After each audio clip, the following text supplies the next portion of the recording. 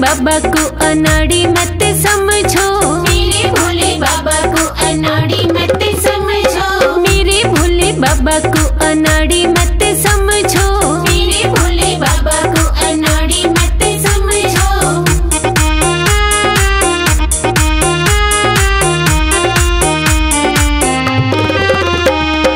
मेरे भोले बाबा के हाथों में डमरू, मेरे भोले बाबा के हाथों में डमरू, मेरे भोले बाबा के हाथों में डमरू, मेरे भोले बाबा के हाथों में डमरू। डमरू को देख के मदारी मत समझो, डमरू को देख के मदारी मत समझो, मेरे भोले बाबा को अनाड़ी मत समझो, मेरे भोले बाबा को अनाड़ी मत समझो।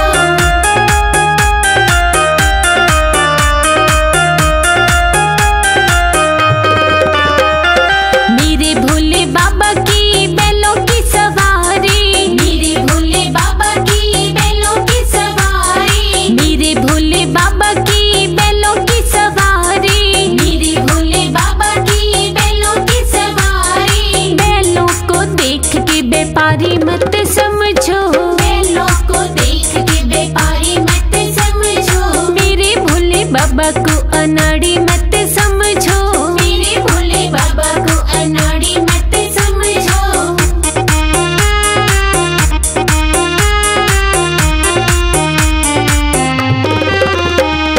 मेरे भोले बाबा के अंग भभूति, मेरे भोले बाबा के अंग भभूति, मेरे भोले बाबा के अंग भभूति, मेरे भोले बाबा के अंग भभूति। भभूति को देख के जोगी मत समझो, भभूति को देख के जोगी मत समझो, मेरे भोले बाबा को अनाड़ी मत समझो, मेरे भोले बाबा को अनाड़ी मत समझो।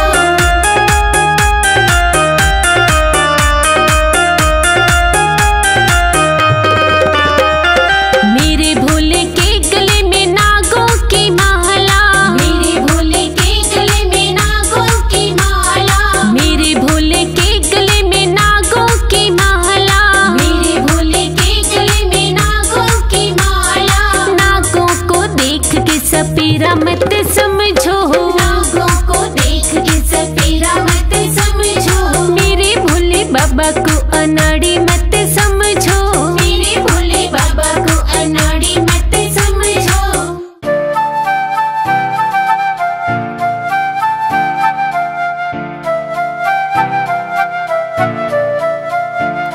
भोले तेरे चरणों की गर धूल जो मिल जाए, सच कहती हूँ बाबा तकदीर बदल जाए, भोले तेरे चरणों की।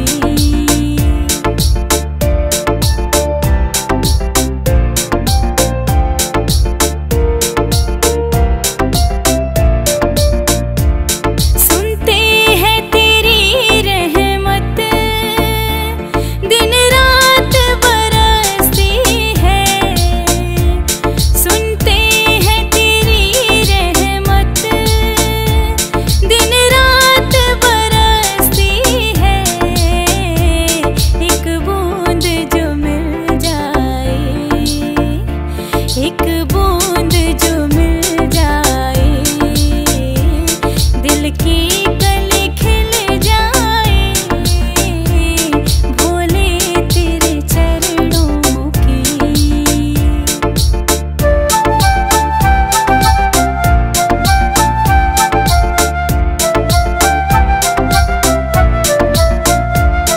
ये मन बड़ा चंचल है, कैसे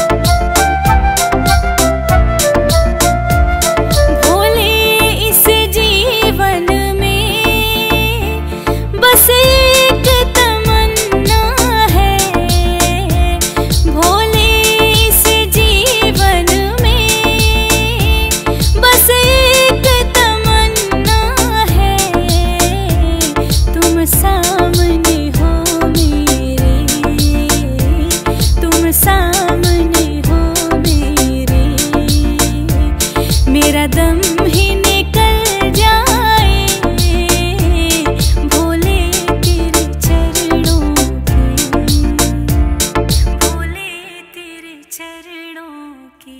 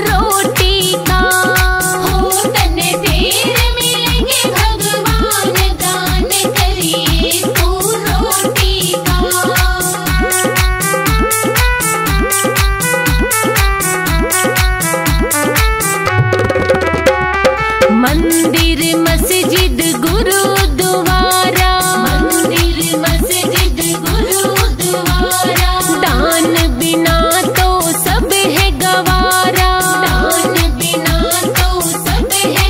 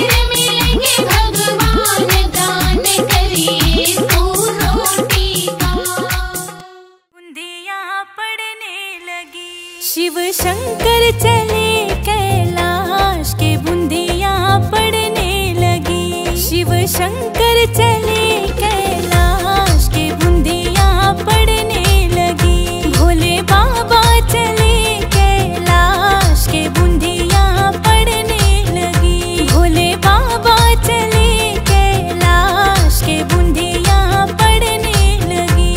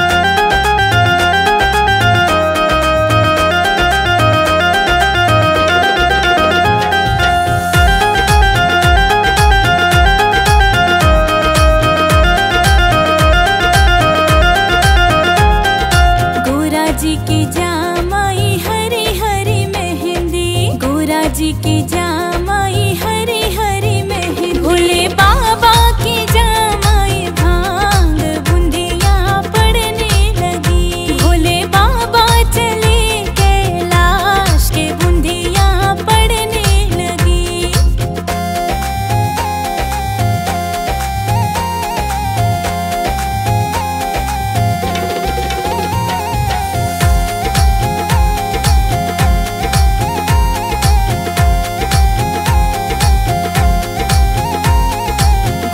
जी की पक गई हरी हरी मेहंदी। भोला जी की पक गई हरी हरी मेहंदी। भोले बाबा की पक गई भांग बूंदिया पड़ने लगी। भोले बाबा चले कैलाश के बूंदिया पड़ने लगी।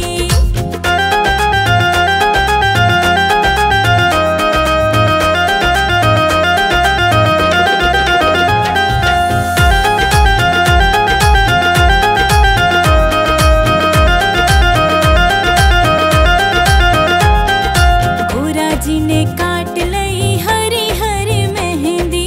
गोरा जी ने काट लई हरी हरी मेहंदी। भोले बाबा ने काट लई भांग की बूंदिया पड़ने लगी। भोले बाबा चले कैलाश के बूंदिया पड़ने लगी।